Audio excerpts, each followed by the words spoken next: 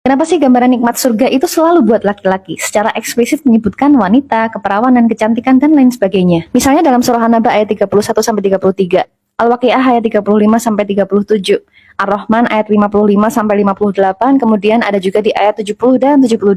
Terus perempuan dapat apa? Gitu kan pertanyaannya. Perumpamaannya seperti ini. Kalau kita kerja sebulan penuh, lembur berhari-hari, tapi di akhir bulan gaji kita nggak terbayarkan, kita marah dong. Gaji yang berupa uang adalah bentuk spesifik dari reward yang kita inginkan. Tentu ada banyak jenis reward lain, misalnya ucapan makasih. Tapi apa iya kita mau dibayar pakai makasih doang setelah sebulan penuh bekerja? Enggak kan? Sama juga dengan ketika Allah menjanjikan sesuatu pada para hambanya yang beriman. Ketika menciptakan manusia, Allah nggak menjadikan sama antara perempuan dan laki-laki. Walaisa dzakaru kal unsa. Allah juga sudah menjelaskan hal-hal yang disenangi manusia pada surah Ali Imran ayat 14. Zuyyina linnasi hubbus syahawati minan nisa. Kecintaan manusia itu salah satunya adalah terhadap wanita. Ada nggak penelitian soal ini? Ada guys. Jadi meskipun laki-laki dan perempuan sama-sama memiliki gairah seksual, bedanya adalah bahwa laki-laki itu lebih sering punya hasrat daripada perempuan. Dilihat dari lebih sering dan intensnya laki-laki menginginkan hubungan badan, variasi fantasi seksual, keinginan untuk menjalin hubungan dengan beberapa wanita sekaligus, dan masih banyak lagi. Jadi kita pahami dulu bahwa kenikmatan seksual adalah hal yang sangat disukai laki-laki. Tapi Allah paksa laki-laki beriman untuk menekan hasrat seksual itu sehingga ia nggak menyalurkannya dengan cara-cara yang haram di dunia. Agama kita, agama Islam, adalah agama yang paling konservatif dan paling ketat aturannya soal interaksi antar lawan jenis. Bisa dilihat dari aturan dress code yang ada kaitannya dengan aurat, kemudian aturan untuk ghodul basor, percakapan yang dibolehkan, hukumnya holwat, ada yang boleh ada yang enggak, ikhtilat, ada bertamu, bahkan di dalam rumah pun ada adab-adab laki-laki terhadap perempuan sekalipun mereka adalah mahram. Harus ketuk pintu dulu kalau mau masuk ke kamar perempuan, ngasih kesempatan buat anak perempuan pakai baju yang proper dan sebagainya. Juga kapan anak laki-laki dan perempuan harus dipisah kamarnya. Betapa banyaknya kehati-hatian dalam Islam tentang interaksi lawan jenis. Sementara dengan fitrahnya laki-laki yang menyenangi keindahan wanita, mereka terpapar oleh keindahan fashion wanita all the time, di jalan, di kantor, di internet, sehingga besar sekali ujiannya laki-laki muslim itu. Ketika laki-laki muslim dipertontonkan aurat secara bebas, dia sebenarnya bisa aja milih untuk terus memandangi keindahan yang gak halal itu. Dia bisa aja kemudian membayangkan hal-hal yang gak senonoh untuk mencapai puncak syahwat. Tapi dengan adanya reward dari Allah tadi, laki-laki akan punya alasan yang lebih kuat untuk menjaga pandangannya. Oh, Allah punya sesuatu yang lebih baik buat aku, jadi aku harus nahan pandanganku dan jaga kemaluanku. Kenikmatan bidadari surga yang Allah janjikan pada laki-laki itu hanya sebagian kecil aja dari besarnya nikmat yang ditawarkan pada hamba Allah yang beriman. Apa-apa yang tadinya nggak dibolehkan di dunia, Allah bolehkan di surganya tanpa ada sedikit pun rasa hasad, iri, dengki dalam hati manusia. Jadi reward yang Allah berikan adalah segala hal yang kita disuruh menahan diri terhadapnya selama hidup di dunia, yang nggak terbatas pada larangan laki-laki untuk sembarangan menyalurkan syahwatnya pada perempuan. Terus apa reward buat perempuan di surga? Kenapa nggak dideskripsikan sedetail reward untuk laki-laki? Menurut Ustadz Numan Ali Khan, justru ini adalah cara mendeskripsikan nikmat surga untuk perempuan yang lebih indah. Rubba sukutin ablagu min kalamin. Silence is more elegant than words. Ketika Allah nggak mendeskripsikan reward untuk perempuan, bukan berarti nggak ada rewardnya, melainkan rewardnya melebihi sesuatu yang bisa dideskripsikan dengan kata-kata. Dan ini terjadi dalam Al-Quran. Selalu ada ganjaran untuk setiap amal saleh, tapi ada amalan-amalan yang sangat besar dan sangat megah, sehingga rewardnya nggak bisa dideskripsikan dengan kata-kata. Salah satu amalan yang sangat besar rewardnya adalah memaafkan seseorang yang menyakiti kita ketika kita sebenarnya punya kekuatan buat membalas. Maka apa yang Allah katakan untuk amalan-amalan seperti ini? Fa'ajruhu 'alallah. Maka Allah sendirilah yang akan memberikan rewardnya. Allah nggak lagi menggunakan deskripsi berupa taman-taman indah, sungai yang mengalir, atau pasangan, sebab ganjarannya melebihi itu. Jadi sekarang aku balik tanya, kenapa kita seolah menghalangi Allah? Bahkan ada juga yang menganggap Allah nggak adil hanya karena ia memberikan nikmat seperti itu pada laki-laki yang semasa hidupnya udah menjaga pandangannya dan tubuhnya dari zina. Kita kenceng banget ngomong ajarin laki-laki untuk nundukin pandangan dan jaga kemaluan di dunia ini. Lalu adilkah jika kita masih membatasi mereka untuk mendapatkan hal itu di surga? Kenapa kita hanya fokus pada satu jenis kenikmatan aja dan mengabaikan nikmat lain yang sering Allah sebutkan dalam Al-Quran? Kenapa kita hanya fokus pada kenikmatan tapi mengabaikan tanggung jawab yang harus dipenuhi seorang laki-laki dan perempuan agar bisa masuk surga Allah? Bukankah Allah mengizinkan perempuan untuk masuk ke surga dari pintu mana saja yang dia kehendaki selagi ia sholat 5 waktu, berpuasa di bulan Ramadan, menjaga kemaluannya dan menaati suaminya? Bukankah Allah jadikan perempuan dunia solihah sebagai makhluk yang lebih superior daripada bidadari, sebab perempuan menempuh usaha untuk mendapatkan surganya Allah? Bukankah kita bisa meminta apa aja pada Allah di surga nanti? Jadi daripada kita sibuk mempertentangkan apa reward yang pantas, mending kita sibuk memastikan dulu kalau kita termasuk ke salah satu golongan penghuni surga. Kan malu tuh udah ngeributin reward yang Allah kasih, tapi ujung-ujungnya kita harus merasakan siksa neraka dulu. Silakan diskusi yang sopan di kolom komentar dan until next.